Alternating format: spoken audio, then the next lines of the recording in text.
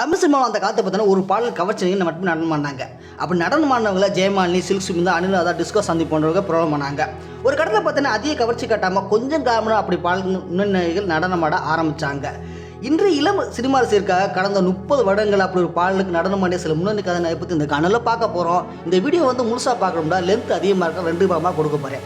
அதனால் மறக்காமல் வீடியோ பார்த்துட்டு மறக்காமல் லைக் அண்ட் சப்ஸ்கிரைப் ஷேர் பண்ணிங்க. வாங்க தகவல்களை போகலாம். முதல் அடியை பார்த்தா நம்ம கௌதமி என்ன பாட்டுனா சிக்கு புக்கு ரயிலு. சங்கர் இயக்கத்தில் 1993 வந்த முதல் படமான ஹெட்டில்மேன் படத்தில் ஏஆர் ரஹ்மான் இடம்பெற்ற பாடம் தான் சிக்கு புக்கு ரயிலு.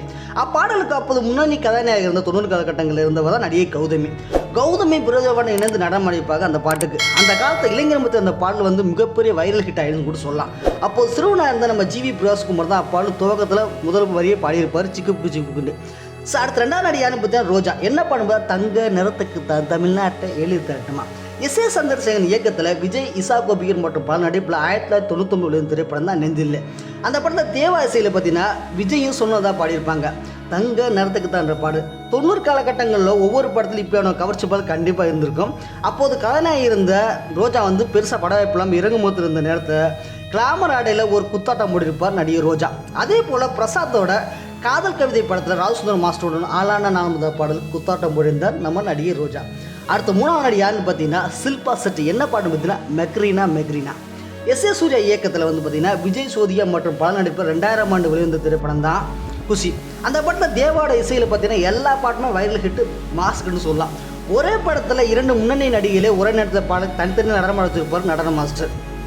ஹிந்தியில் பார்த்தீங்கன்னா படம் நடிகன்னா ஷில்பா ஷெட்டி. அதற்கு முன் நம்ம தமிழ் சினிமாவில் பார்த்தா மிஸ்டர் ரம்யா படத்தில் நடிச்சிருந்தார்.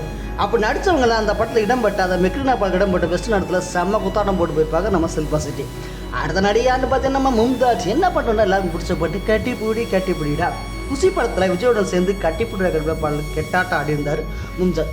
பாடலும் சரி அந்த பாட்டோட டான்ஸும் சரி ஏ சர்டிஃபிகேட் கொடுக்க பாடலாக தான் அந்த பாட்டில் அந்த காலத்தில் இருந்துச்சு.